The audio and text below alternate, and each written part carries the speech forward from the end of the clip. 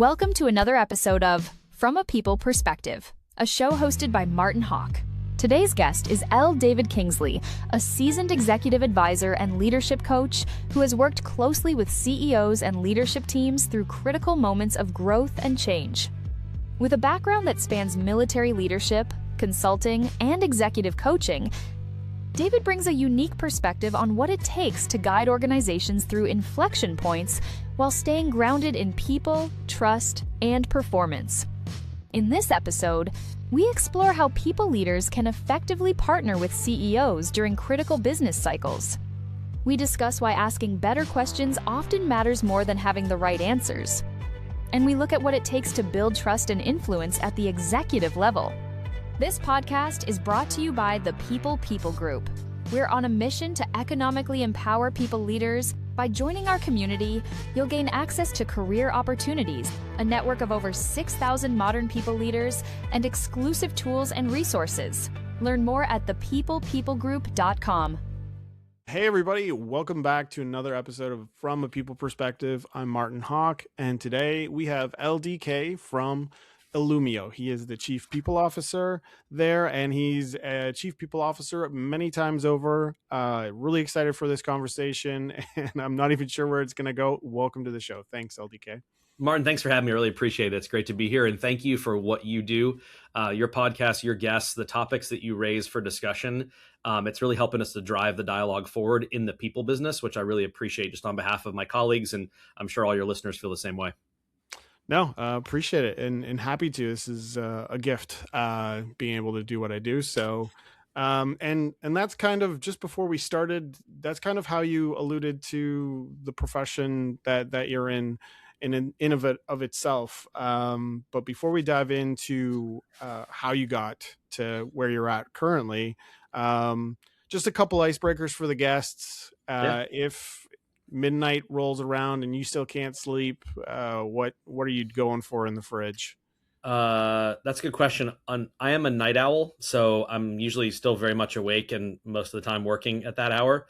If I'm going to the fridge, it's going to be some grapes. We always have grapes in the fridge for some reason. There's these cotton candy grapes. Yeah, that they literally taste like cotton candy, and I'll fire those babies right down. I'll go through half a bunch of them in one night if I'm not paying attention. I've had those, and I'm like, do they take syringes and inject sugar into these? They must. There's definitely some genetically modified organisms going on there that I'm okay with. Whatever they're doing to the great people of the world, if you're listening to this podcast, please keep doing what you're doing. Nailing it. Yeah. All right. Stranded on a desert island, but before you go, you get to choose one album to play and listen to for the rest of the time or until you figure your way off the island. What are you listening to? Ooh, it's the Beatles, and it's going to be the White Album. White Album. Yeah. That is the second time I've heard that. So the White Album, yeah. That is like, it's just.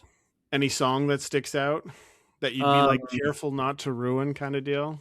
I think the Beatles anthology, I think they had 176 songs that published over time. Like, if you really press me on just one song, Rocky Raccoon. Okay. Rocky Raccoon. I think the storytelling in it, the musicology, like it's right there. And it's not like they're one of their most classic, songs ever, but I think it just really embodied their ability to tell a story. Yeah. And weave a narrative, which is obviously the heart of great songwriting. True. All right, let's go back. So before you got into the world that you're in, the last kind of icebreaker, but the great segue for the rest of the conversation. What was your first gig? My first gig, I worked at Arby's.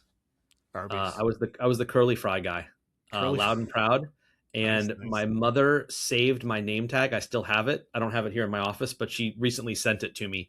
So I have my very first name tag that I ever had. So nice.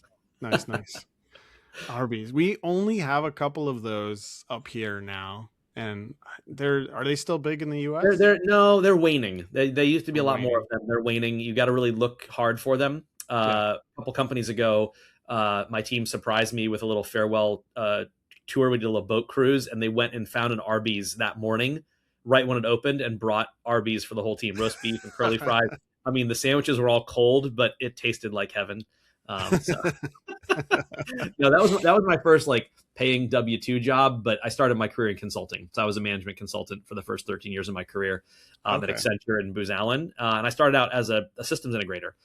So I was implementing PeopleSoft, HR, and financial systems for the first 13 years. And then I kind of moved into org design, change management, leadership development, coaching, did my master's in org sci. And that's what kind of brought me over to the people business ultimately. Yeah. But it sounds like you started like implementing the software that affects people like you. That's right in from the get-go as well. I didn't know that I was a SaaS guy, but I was. I actually didn't even know what consulting was when I got into it. It was my senior year of college. I was coming back from the sociology department. I saw a sign that said Anderson Consulting, free dinner. And I was like, I'm hungry. I was out of points on my meal card. I literally stumbled into the room. I got my little plate of food and I sat down and they were talking about consulting. Well, I don't know what consulting is. I was a politics major.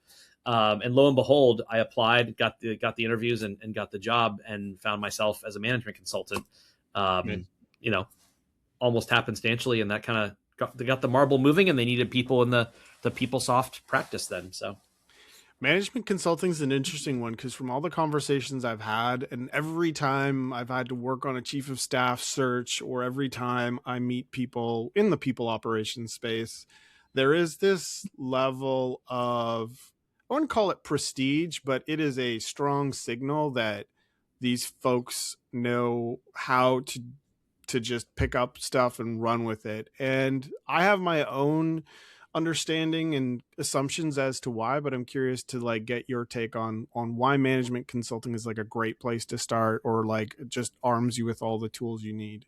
Yeah, I think the what really started out for me from that career perspective was two things. First of all, being able to think on your feet. So part of when you're at least at Anderson Consulting, Accenture, I'm sure they do it the other big ones as well, is you're teaching your analysts how to interact with clients. And they're going to ask you questions you don't know the answer to. Deliberately, they're going to try and trick you and stump you.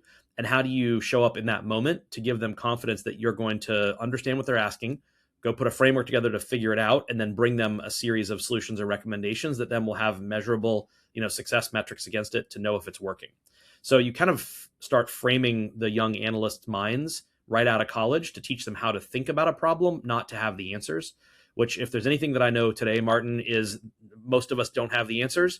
Our job is to ask really good questions and put frameworks around it to try and find the right outcome for our people and our organizations, our customers, our shareholders, our stakeholders. So it started out there. So that's kind of part one. Part two is when you're working billable hours, you've got to deliver value every single hour of the day. And just because you're at your desk doesn't mean you're doing a billable hour of work. So early in my career really galvanized for me the idea of driving to add value at every turn. And if you're not, figure out how you're going to do that, because that hour might not be billable back to your client. So I still kind of think about myself. I'm still kind of a management consultant at heart, that I work billable hours. And I think about, did I do 8 hours or more of billable value add work, in a given day for my company, that it needs to be outcome based, not just kind of punch the clock, presenteeism. So it's helpful in consulting to get that ground into your head early about what does being billable and staying billable mean. Anything that still stays with you to this day is like, had I not had that experience, like things would be really different. Yeah, I think having exposure early on to the dynamics of organizational change was really helpful, because that was the discipline that I was in consulting. I was helping clients go through times of change. And if there's one thing that we do as chief people officers, as people is help organizations go through change now. Oftentimes it's technologically driven. Sometimes it's culturally driven. So me having an early appreciation for the fact that human beings tend to, myself included, resist change because that's something that could be painful. And most of us are driven toward pleasure and away from pain. And change can be painful. Even if on the other side, it's a good thing, we need to take a journey through those moments and not just be forced into them. So I learned early on to really think about that, to put myself in the shoes of my stakeholders, to think about how's this occurring for them, and then make sure that we're articulating outcomes and value propositions in a way that resonates, that helps them move through at their own pace on their own journey. Right. So you spend a healthy amount of time in management consulting, and then where do you go? How do you get to today? I was hoodwinked. I was hoodwinked. No, Salesforce called and they said, we want to talk to you about this job in employee success. And I said, what's that? And they said, it's what we call HR. And I said, I'm not an HR person. And with my nose probably pretty high in the air, because I'll tell you a story about that, but I didn't think very highly of HR at that moment in my career necessarily. And so they said, no, we're thinking about doing this differently. And we want to talk to people who have different profiles. And so I was recruited to Salesforce and onboarded there to lead the HR business partner team for the go-to-market function. Right. What was interesting was I was on a Salesforce project in consulting, implementing Salesforce Service Cloud. And so I walked across, changed badges from a Friday to a Monday, and all of a sudden the people I was selling with into my current client site became my clients in consulting, or in HR proper. So I became their HR business partner, which was kind of fun. So I knew the space, I knew the domain really well because I had sold the software they were selling, which gave them a sense of, okay, this guy really knows what I'm doing. So he can understand where I'm trying to take the business and he's here to support me. And that resonated with me because, as I said, I didn't have that high of an opinion, frankly, of at least the HR business partner support I had been getting in HR at the time. It was a little frustrating. It seemed like my HR team was always showing up for me on their terms, like, with their clipboard and here are the projects and the programs we're running. And you got to think about all these HR stuff. And I'm like, I'm trying to run a business here and carry a number and build a client group and make my path to partner. Those folks didn't seem to be on my agenda. They were on their agenda. And that always just kind of sat weird to me. I'm like, wait a second, you're a cost center. And I'm supposed to be a profit center. So can we enable the profit center to drive value for the business and then also manage, the G&A part of it? So when I switched over, I kind of made that commitment to myself that I was going to try and show up in a way to the business that resonated with them, that they knew I was there for them, not there for myself. Right. Was, there's a bit of a shift there, right? And a bit of because to your point, right, you didn't even consider yourself as part of HR. What compelled, apart from, I suppose, Salesforce to a certain extent, but what compelled you to make the change and take the jump? Yeah, I think it was looking at where I was spending my time. And anybody who's been in consulting, this will resonate with them. You start out your career and you're 100% client facing. And you then get more senior and more senior and more senior, and you've got more things to do inside the firm. And you've got to do more administrative tasks and management and those kind of things that aren't necessarily client facing. And so I reached that moment in my career where I thought, okay, I'm 13 or so years in. What do I really love doing? What gets me up in the morning? And as I thought about that, it was working with clients.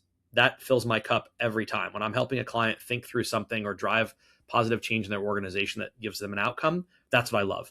So when I really started to think about it and got into investigating this opportunity that I got pulled into, I was thinking, wait a second, I get to work with clients like almost 100% of the time. That's the job. I was like, sign me up.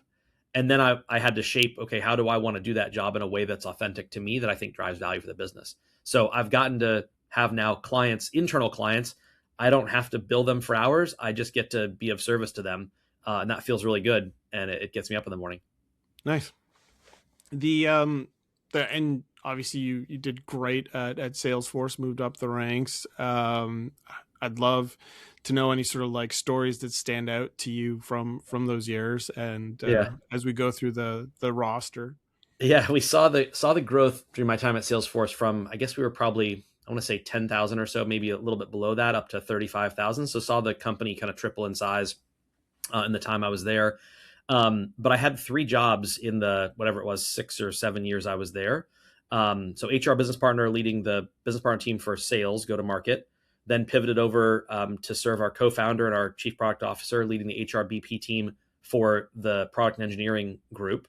And then the third job was leading HR strategy and operations. So I had, global shared services, employee relations, analytics, data science, et cetera. And that really interestingly got me back to my consulting roots of the operational side of just run the machine, optimize the machine. Yeah. And I'll give the chief people officer, Cindy Robbins, the world of credit there, that I think she saw me in her organization. She said, okay, I got to keep giving this guy new projects to work on because that's kind of what he's done for his career. And she was spot on because every, year and a half, 2 years, I got a new client group, I got a new project, something new to put my brain on. And add value to the company. So that was a lot of fun and enjoyed every moment of it as we saw the company grow. And obviously it's gone on to amazing things. Now there are, 70 or 80,000 people, I think. The part that stood out, and the community just in itself, like natural demographics are like members that work at companies like 50 people all the way up to Mm-hmm. Yeah. 1,000. We don't get too much into the enterprise world, but I'm curious, like, and just from your experience, like, are there some like universal truths that you've seen? Okay, when a company scales from 10,000 to 35,000, Mm-hmm. or when a company goes from like 1,000 to 5,000, what are there like? And you talked a bit about change, but like, what sort Mm-hmm. of universal truths have you taken so far? Yeah, I'm definitely. So I moved on from Salesforce. I got recruited to be the head of HR for MuleSoft, and so came into recently public, much smaller. We were 1,000, 1,500 people, and I've kind of stayed in that sweet spot now in the 500 to 3,000 people. The last several companies I've done this job in. I love that space. Like I loved enterprise. It was great. I love that part. I really like the grow. I think it's a lot of fun to say, okay, Monday morning, I wake up, there's some problem or challenge or issue the business is facing. And, by Tuesday, we have a straw person. And then by Friday, it's implemented. And by Monday, we're seeing value in it. Yeah. Larger companies, that week process can take a month, a quarter, a year. All due respect, because you got to move a battleship that way. Yeah. I really enjoy the speedboats. I was in the Navy for 8 years as a reserve intelligence officer. So I know a little bit about boats. Yeah. All right. Pause for a sec. Yeah. Yeah. So know about boats, and while the battleships are super valuable in the fleet, the fast boats are also a lot of fun as well because you can move them quickly and do some cool things. So the truisms to your question, though, Martin, there are these inflection points that companies reach, and I think being mindful about what those are. And I'll give sort of general numbers; these are not hard and fast, but when the company goes from 100 to 250, 250 to 500 to 1,000. So almost at those doubling points, there's this moment of reckoning that the organization, the culture has. And I think it comes in two flavors. The first flavor is the workforce itself looks around and says, do I know everybody here? Because back in the day, I used to know everybody's name. I knew their name, their spouse or partner's name, their family's names, their dog's name, whatever. And do I still feel the ability to connect to my colleagues in a way that is meaningful to me, that I feel like I belong here? Even if somebody's been here 5 or 10 years, if it's very easy for them to start disconnecting from the culture and not feeling like they belong because it hasn't been thoughtfully done about how do you keep people connected to each other and to the culture. So that's one. The second one that happens at each of those inflection points is the CEO, him or her themselves. They also go through this point where they used to be able to go like this and just kind of know what's going on in the company. They could like catch the vibes, right? And they reach a point when this company doubles again, and the CEO goes through this moment where they say, do I still have my arms around the company I founded or the company I was brought in to lead at these inflection points? So it's really important, I think, to be in dialogue with our CEO about how they're doing in their journey, which sounds funny that I'm like checking in with my CEO. But if the big boss isn't dialed in and feeling good about the thing, they're not able to lead in the most effective way. Yeah. So giving them that point of check-in with their people leader, I think, is super important. And then identifying how do we make sure that we remain true to who we are and how you founded the company, or what your intention was, especially for the founder, CEO support teams out there like I am, to make sure that they're getting what they need out of the journey and it's aligning to what their vision is, because it can kind of slip away. And then all of a sudden, you've got a whole new thing in front of you.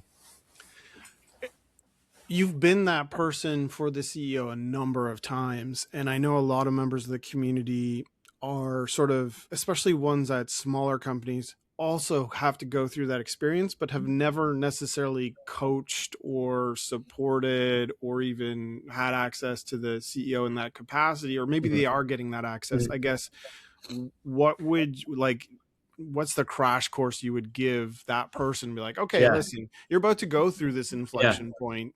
Your CEO might be going through these things. How do you raise that with them without sort of bruising egos or tarnishing the relationship, and just actually building trust with them as well? Yeah. Well, Martin, I see your Callaway sweater that you're wearing, so I'm going to use a little golf analogy here. I'm a terrible golfer, but I love the game. The guidance I would share, and I try and do this myself, and I'm not perfect at it by any stretch, but choosing the right club for the right shot. And that goes for, so many different things in life and sports and activities that we don't always use the same tool for every job. So Right. We've all heard the phrase, don't be a hammer looking for a nail.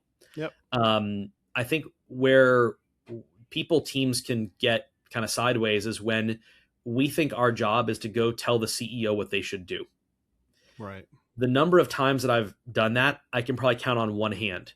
The number of times I've gone to my CEO and said, you should do this.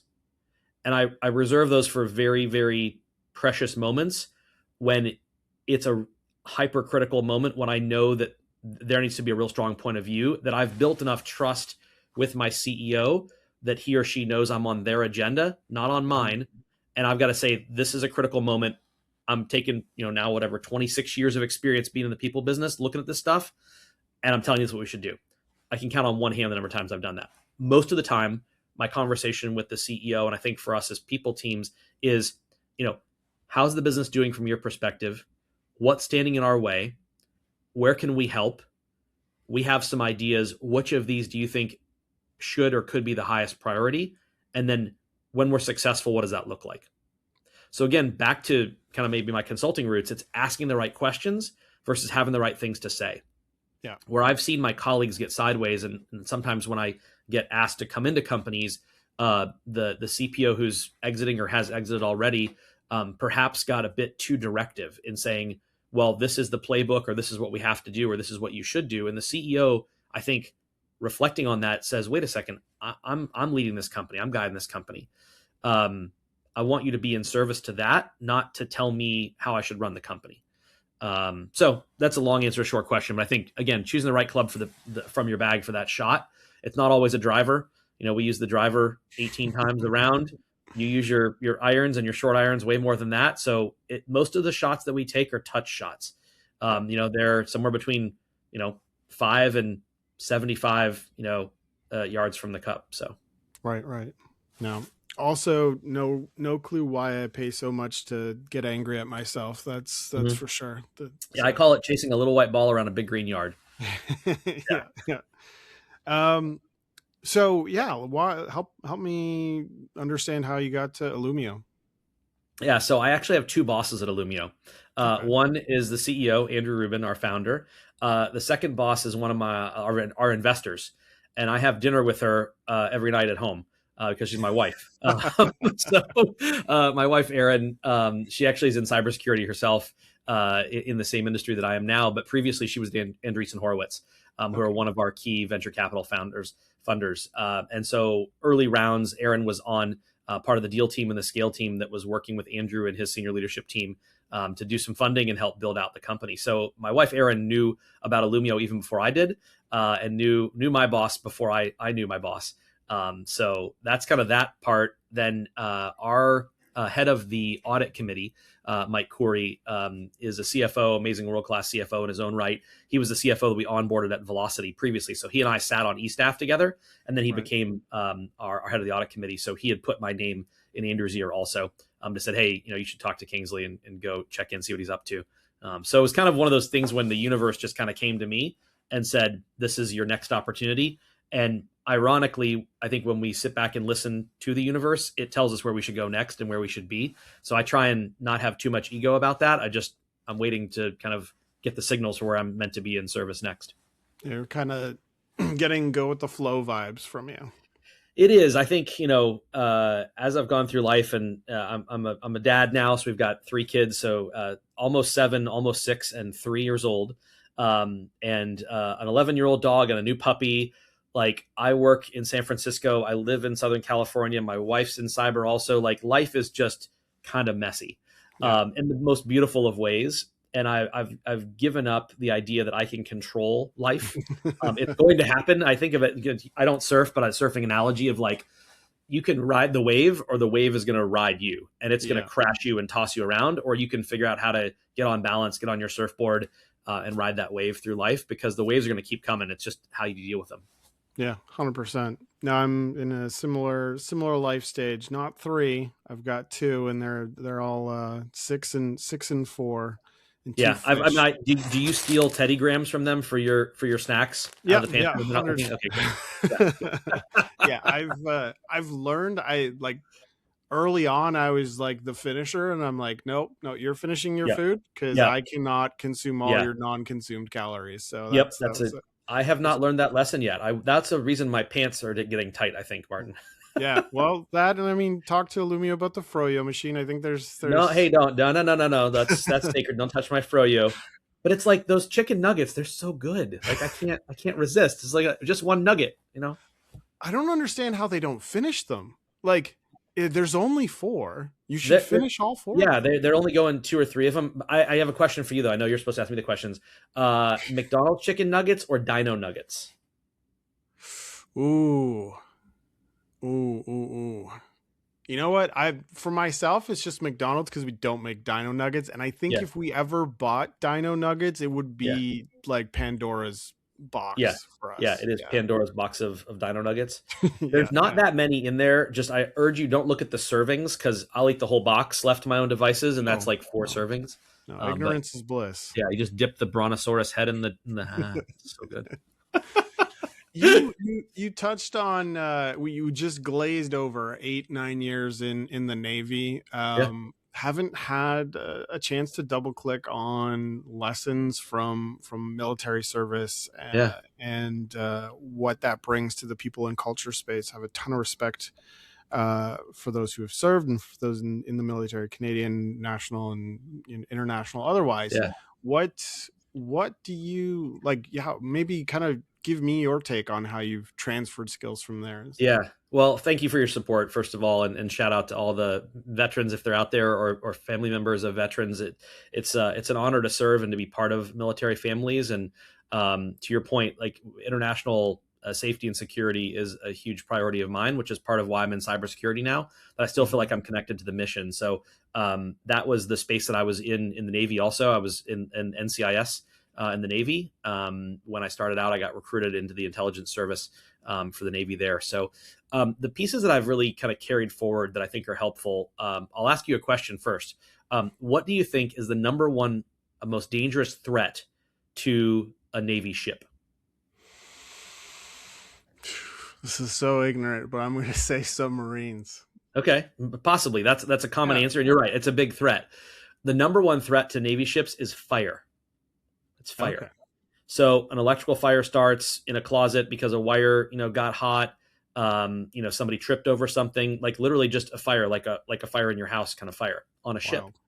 And you can imagine fire on a ship when it spreads can be catastrophic because it could literally take the ship down. And that threat is persistent and it's every day. Torpedoes and enemy ships and all that stuff. Yes, those are there, obviously lurking always. Fire is the most present one. So every person in the Navy, the first thing you learn how to do, no matter if you're a junior enlisted or a direct commission officer, you learn how to fight a fire. Literally the first thing. And so you're learning what kind of fires are there, the chemical fires, electrical fires, etc. What do you use to fight that fire and how do you put it out? The whole sweeping motion thing. If you look on the side of your fire extinguisher, it'll tell you that. So we actually practice putting out a fire because fire is the greatest threat to a ship. So if all of us in the Navy are aware of what the most dangerous threat is to our ship and we're always looking out for it, we're going to protect ourselves in the best way, knowing that if a fire starts, it's everyone's job to put it out. It's not like, oh, let me wait for the fire specialist to get here. It's like, no, you are the fire specialist right now, and you're going to put that fire out. How many times in organizations have we seen something that starts off and we're like, that seems off, or that seems like something that we should be mindful of, or that could really turn into something bad. But we either don't feel equipped, empowered, or engaged enough to do something about it. And next thing you know, it becomes a wildfire inside the organization. So the analogy is not too far afield there about taking care of your ship in the Navy and taking care of our organizations that fire is there. So that's my first one. I have one more, but I'll pause for a question. You see that I have one. So what would you say is the equivalent of training people to fight fires at a company? Because that's like, what's the greatest threat to a company? Yeah, it actually dovetails exactly with the second one. So it's a great tee up. That in the Navy, we talk about the importance in the Navy of what we take care of is ship, shipmate, and self. Right. You look after the ship first. If we take care of the ship, we all get home safely, generally speaking. Ship first. Take care of the ship. Shipmate. That feels. I'd love to. Yeah. Sorry. Go ahead. Yeah. Shipmate is second, and yourself is last. So if I see something on the ship that's not right, like piece of rust, right? So let's say something's deteriorating or corroding, and that rust goes unaddressed. It grows into something bigger. All of a sudden, it becomes a hole. All of a sudden, we now have literally a hole in the boat because someone didn't say, hey, I got to take care of the ship first. The ship is what gets us all to home port safely. If our ship lacks integrity, if the hull's not sound, if the systems aren't operating right, we can't get home. So we take care of the ship first. And it's not too hard of an analogy to think about company first, right? We take care of the company first. We think about our team second. So make sure to take care of the ship first, then our team. So my team needs X. My team is in charge of this part of the business, this part of the organization, this part of the thing. That's my second order of business, to do what my team is brought here to do. And then third is thinking about myself. So the team, the shipmate, the person to your left and right, that's your second priority. So thinking about your team or teammate, and then yourself last. When we think about ourselves last, and we're thinking about our shipmate or our teammate or our team second, we know that someone's got our back. Someone's looking out for us because they're thinking about me before I'm thinking about me.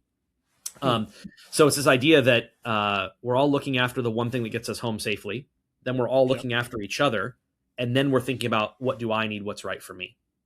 Which is sort of an inversion sometimes in how we show up in society and organizations and cultures, because we're in kind of a me, my world now, where everything is tailored and personalized. And my Instagram feed is just giving me gobble stuff I never want to put down because it knows me. And it's all about what David wants. Dino Nuggets, just every day. That's it. What my mind immediately went to, dealing with emergencies on the plane and like the mask coming down, and the rule is like mask yourself first. But in the way you've described it, I think you've convinced me that your analogy is way better. I mean, on an airplane, there's not a lot you and I can do on an airplane, unless we have some secret pilot things. I do not. But the idea of putting on your own oxygen mask before helping others, it is an interesting analogy, because you're taking care of yourself first, but you're doing that in service to someone else. I can't help someone else if I'm not checking with myself. And there's a subtext there. I'm actually on the board of directors for a mental health company called Navati. And we talk a lot about mental fitness and mental health, that I've got to make sure that my cup is full, that I'm balanced before I step out of my virtual office to go help other people, if I'm truly others focused. So taking care of yourself is not selfish if you're oriented in the right way. So I think the analogies can live in harmony. Yeah, no, that's fair. And before we started recording, we definitely dove into just kind of like more of the high level philosophy stuff with regards to the work that you do, the work that people do. What's front and center on your mind, like in terms of how work is evolving and how you're trying to show up for, Illumio and your team and everything? Yeah, I think it starts, all respect and appreciation for Simon Sinek when he does the start with the why. I think that all of us need to start with our own why on almost a personal level before we even get into the professional level, about why am I here on this earth? Why do I exist? I was here to do what? And for me, my why is I was here to help other people up the mountain, virtual or otherwise. I'm not a mountain climber, but I guess I could learn. But help people up the mountain, help people on their journey, be of service. Yeah. And so I try and orient myself in that way every day. And sometimes being of service to someone means giving them a difficult message. That's hard, to be of service to someone when it might not feel great and you're doing the right thing for that person or for the organization or for the company. So be of service is kind of my why. Then bringing up one level kind of organizationally into the people business, I take a real place of honor that we get to help other people actualize themselves in their lives and their career. We get to talk to people every day, certainly people in your direct business on the talent acquisition, talent side, to say, what is it you're looking for in your career? What makes you tick? What do you love? What are you great at? And then finding a company, an organization, a team, an opportunity that aligns to that. When we get that right, it's chef's kiss. It's just magic, because that person gets in there and they're humming. They're just vibing with their job. They're doing great work. They're contributing. They feel self-actualized. They go home virtually or physically at night to their families, friends, loved ones. They're better family members. They're better citizens because they're feeling like they know they're contributing to something bigger than themselves. I do think we as humans are wired that way, to be part of community. Now, I'm actually an extroverted introvert. I recharge my batteries, kind of alone. At the same time, though, I know that I want and need to be part of a collective that's doing something to feel fulfilled in my life. And we in the people business get to do that every day. Like, how cool is that? That like someone like Andrew pays me to do that job. I'm like, this is amazing. I get paid to do this job where I get to help other people in their careers achieve what they want to do. So I think regrounding ourselves in that why is really important, because the world is changing so fast right now. I mean, we can go down the AI path for, I'm sure you've done multiple conversations on just AI generally, but the world's changing so fast. Our people are having to adapt to it, adopt new ways of working, adopt new ways of thinking. If we reground ourselves in why are we here and why do I exist in this company, I think make sure that we're in the right spot to be of service and to be of help. You strike me as a super positive individual, like somebody that it's not hard for you to get fired up in a good way about something. Yeah. And that's been awesome. It's a great energy for the conversation, and it's contagious, right? I'm sure you know that. And I hope. I think just recognizing and appreciating that, like, not everybody's built that way. Yeah. And also knowing that, like, hey, it's a tough time out there in the market.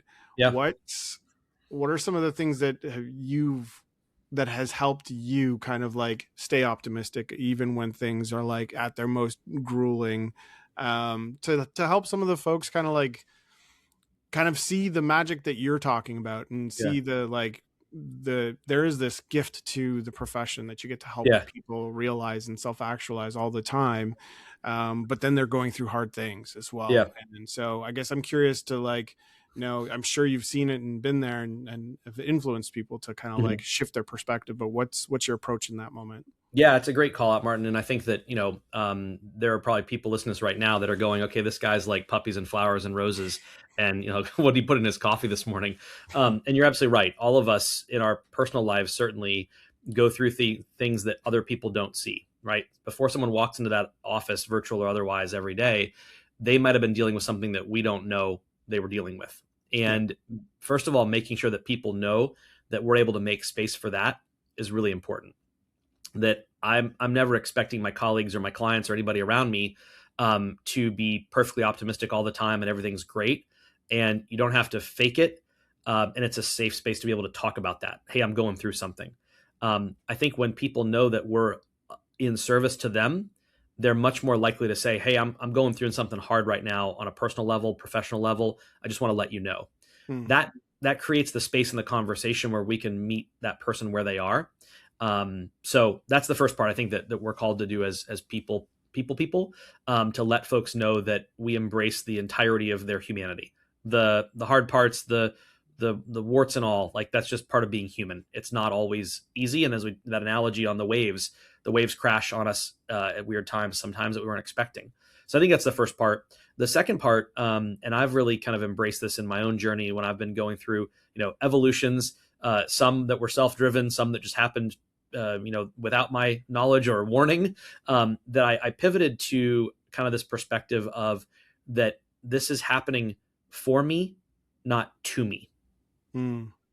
And in most circumstances in life, not all, but most, we can find a way of whatever circumstance we're in to say, there's something for me to learn in this moment.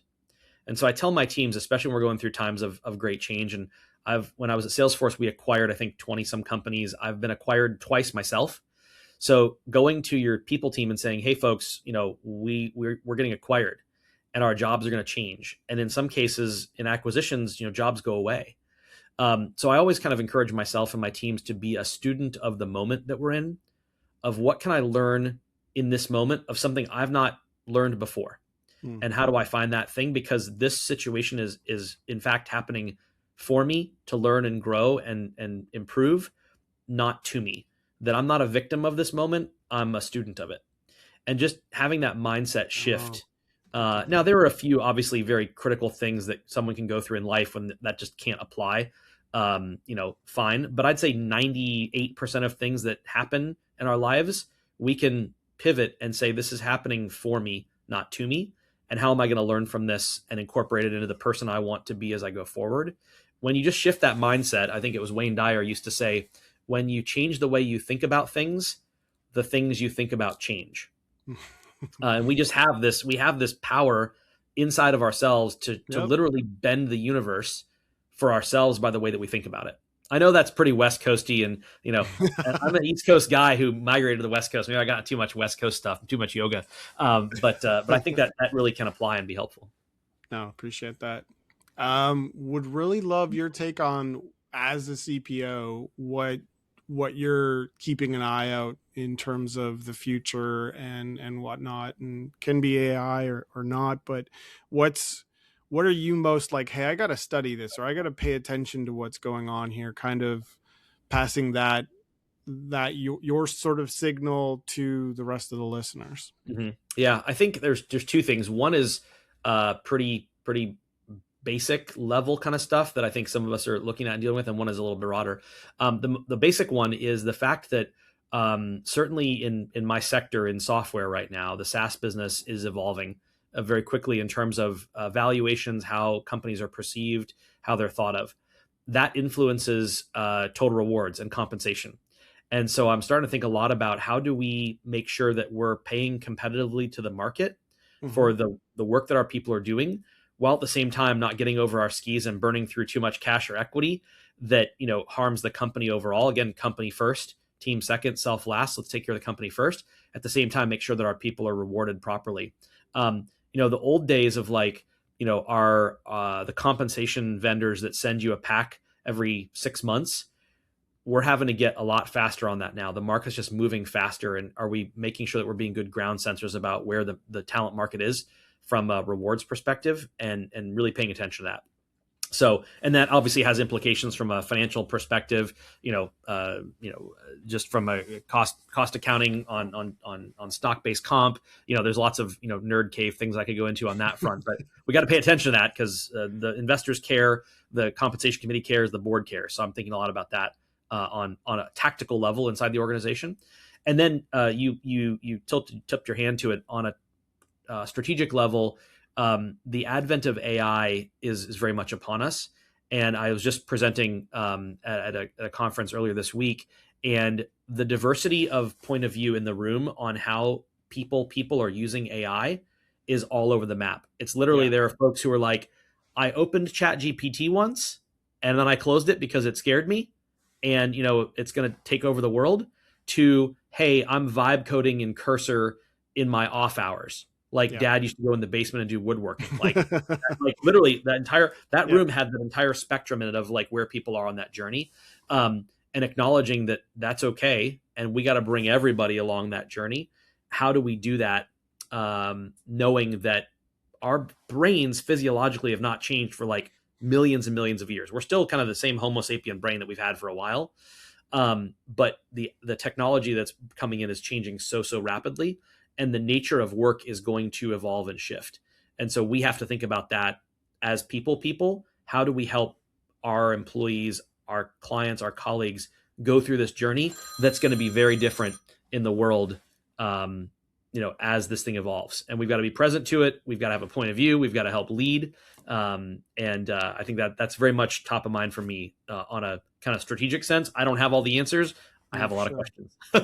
Fair. And no, most people are in the same boat. I like that juxtaposition between, I tried GPT once to I'm vibe coding, because that very much feels the way it is, and it's something to definitely pay attention to, and it feels like a learning and development problem.